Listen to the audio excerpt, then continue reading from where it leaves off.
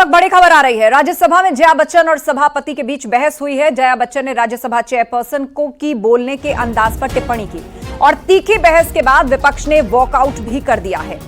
जया बच्चन और सोनिया गांधी कुछ देर में मीडिया से बात कर सकते हैं। सर, मैं जया अमिताभ बच्चन ये बोलना चाहती हूँ, मैं कलाकार हूँ, बॉडी लैंग्वेज समझती हूँ, एक्सप्रेशन समझती हूँ। और सर, मुझे माफ करिएगा मगर आपका टोन जो है is not acceptable. We are colleagues, sir. You may be sitting on the chair. Jaya ji, And I remember when I went to school. Jaya ji, take your seat. Jaya ji, take your seat. Take your seat. Take your. और उपचुनाव से जुड़ी बड़ी खबर है। BJP उपचुनाव में 10 में से 9 सीटों पर चुनाव लड़ेगी। एक सीट मीरपुर पर आरएलडी चुनाव लड़ेगी। यूपी बीजेपी के बड़े नेता तैयारियों में जुट गए हैं। कल सीएम योगी अयोध्या से मिल्कीपुर पहुंचेंगे और कल ही महामंत्री संगठन धर्मपाल गाजियाबाद के खैर पहुंचेंगे। बीजेपी प्रदेश अध्यक्ष भूपेंद्र चौधरी कुंदरकी दौरे पर रहेंगे।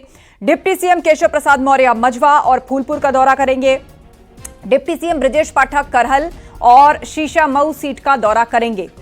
तो उपचुनाव की तैयारियों में सभी पार्टियां जुट गई हैं। ऐसे में बीजेपी 9 सीटों पर चुनाव लड़ेगी। एक सीट आरएलडी मीरपुर सीट पर वो चुनाव लड़ेगी। सभी को जिम्मेदारियां पहले ही दे दी गई हैं, जिसके बाद अयोध्या की मिल्कीपुर सीट पर मुख्यमंत्री योगी आदित्यनाथ जाएंगे। उनका दौरा है। धर्मपाल कल खैर सीट का दौरा करेंगे। भूपेंद्र चौधरी कुंदरकी का दौरा करेंगे। कुंदरकी सीट पर खास फोकस है बीजेपी का। मझवा और फूलपुर सीट केशव प्रसाद मौर्य का फूलपुर दौरा है। इसी उपलक्ष्य में करहल और शीशमऊ सीट पर ब्रजेश पाठक दौरा करेंगे। सभी को जिम्मेवारियां पिछले दिनों बैठक के बाद बांट दी गई थी। एक वरिष्ठ नेता के पास 2 क्षेत्रों की जिम्मेदारी रहेगी।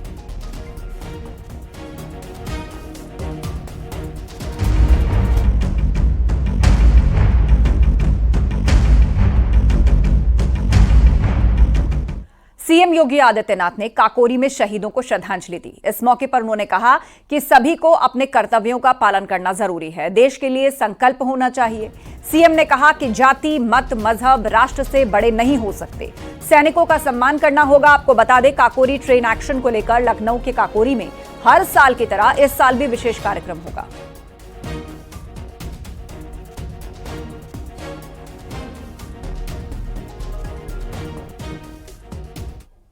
13 से 15 अगस्त तक हर घर तिरंगा का अभियान चलेगा।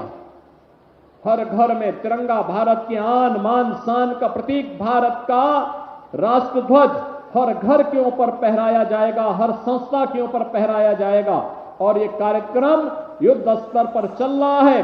उत्तर प्रदेश में 4.5 करोड़ तिरंगा हर घर के ऊपर फहराने के एक बड़े लक्ष्य के साथ हम लोग आगे बढ़े हैं। और मुझे प्रसन्नता है कि यहां पर प्रदेश सरकार के साथ साथ सभी विभाग और जिला प्रशासन, सभी संस्थाएं मिलकर के इस कार्यक्रम के साथ जुड़ रही हैं। 9 अगस्त 1925 को भारत माता के अमर सपूतों द्वारा काकोरी ट्रेन एक्शन की घटना को अंजाम दिया गया था। इस वक्त मैं उसी स्थल पर मौजूद हूं जहां पर भारत माता के अमर सपूतों ने इस घटना को अंजाम देकर अंग्रेजों के खजानों को लूटा था।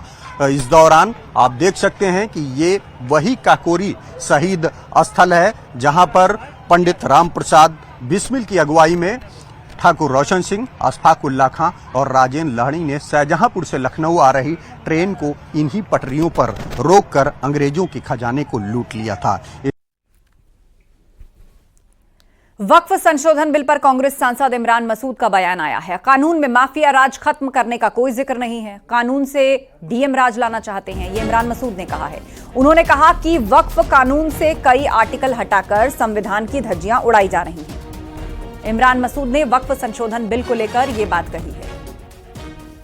हिंदुओं पे अभी जो हमले थम नहीं रहे, उसको लेकर आपका क्या कहना है? देखिए, सरकार को एक्शन लेना चाहिए और सख्त बात करनी चाहिए। हम सरकार को सख्त बात करनी चाहिए और एक्शन लेना चाहिए। हम सरकार के साथ हैं।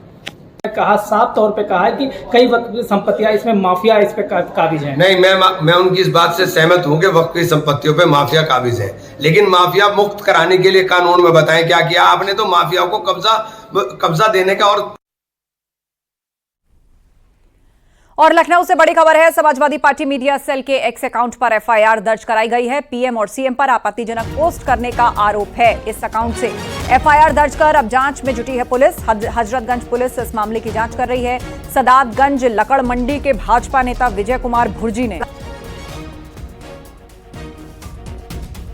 को जमानत दे दी है। आप नेता मनीष सिसोदिया जो कि जेल में थे, उनको कोर्ट ने जमानत दी, को जमानत मिली है। सिसोदिया को 17 महीने बाद जाकर यह जमानत मिली है। 26 फरवरी 2023 को उनकी गिरफ्तारी हुई थी।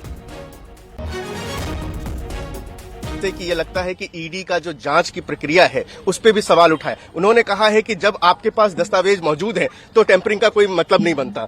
अगर इतने दिनों तक जो है आप इनको इनकार्सेशन में रखे हैं, इनको जेल में रखा है और ये जो है बेल के प्रिंसिपल के खिलाफ है, चाहे वो ईडी का केस हो, चाहे सेक्शन 45 हो, वो जो कार्डिनल रूल है बेल का वो जो है वो लागू होता है। और इस बात को ध्यान में रखते हुए कि ऑलरेडी जो है 17 महीने का जो है जेल ऑलरेडी मनीष सिसोदिया जी काट चुके हैं, तो सुप्रीम कोर्ट ने ईडी के तमाम दलीलों को खारिज करते हुए मनीष सिसोदिया जी को बेल ग्रांट किया। और मनीष सिसोदिया को जमानत मिलने पर अखिलेश यादव का बयान सामने आया है। अखिलेश यादव ने कहा कि उम्मीद है सभी आप नेताओं को न्याय मिलेगा। वहीं वक्फ बिल को लेकर अखिलेश यादव ने कहा कि सरकार वक्फ संपत्ति का पूरा कंट्रोल पाने के लिए कानून लेकर आ रही है। ये सबको न्याय मिलेगा और खासकर आप पार्टी के जितने नेता जेल में हैं, अरविंद केजरीवाल, उन्हें भी न्याय मिलेगा। सर, ये वक्फ बिल को लेकर बड़ा हंगामा, जब वक्फ बोर्ड, देखिए वक्फ बोर्ड के जो बिल लेके आई है, सरकार सब पावर अपने पास रखना चाहती है और किसी के भी धर्म में बहुत ज्यादा हस्तक्षेप ठीक नहीं है। नीरज चोपड़ा